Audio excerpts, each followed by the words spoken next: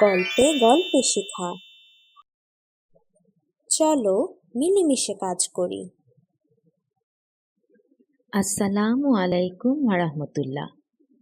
নাসরাতুল আহমদিয়ার YouTube চ্যানেলের সকল বন্ধুদের আমার শুভেচ্ছা। কেমন আছো বন্ধুরা? আশা করি তোমরা সবাই ভালো আছো।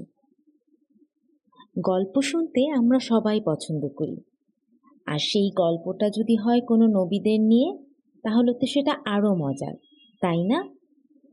এরকমই কিছু গল্প নিয়ে আজ আমি তোমাদের সামনে হাজির হয়েছি।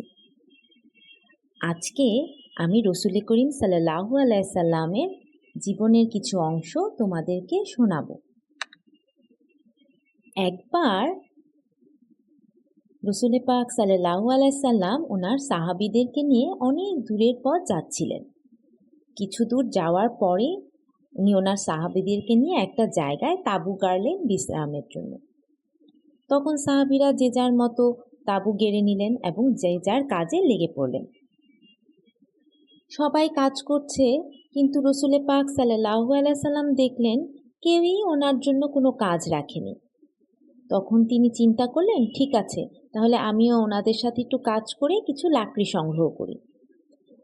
উনি যখন লাকড়ি সংগ্রহের কাজে নামলেন, তখন সব সাহাবীরা দৌড়ে এলো, হে আল্লাহর রসুল, আপনি কেন কাজ করছেন? আমরা তো আছি। তখন রসুল পাক সাল্লাল্লাহু আলাইহি সাল্লাম বলল, কেন? তোমরা সবাই তো কাজ করছো, তোমরা তো কেউ আমার ভাগে কোনো কাজ রাখোনি। তাই আমি চিন্তা করলাম কিছু লাকড়ি সংগ্রহ করে এনে দেই, যেন তোমরা রান্নার কাজ করতে পারো। তখন সব সাহাবীরা একটু লজ্জায় পড়ে গেল এবং বলতে লাগলো, হে আল্লাহর রসুল, আমরা তো আছি, আপনি কাজ করবেন না? তখন রসুল করিম সাল্লাল্লাহু আলাইহি সাল্লাম ওনাদেরকে বোঝালো, সবার সাথে মিলেমিশে কাজ করা উচিত। এতে সবার মধ্যে ভালোবাসা বৃদ্ধি পায় এবং পরস্পরের সহযোগিতাও বৃদ্ধি পায়। ছোট্ট একটি ঘটনা।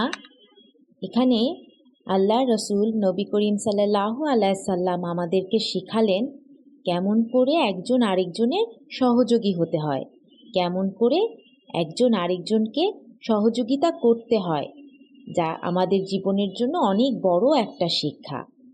আমরা যখন স্কুলে থাকব, যখন বন্ধুদের সাথে থাকব, তখন অবশ্যই একজন আরেকজনকে সহযোগিতা করব, মিলেমিশে থাকব। আজকে এ পর্যন্তই। আসসালামু আলাইকুম।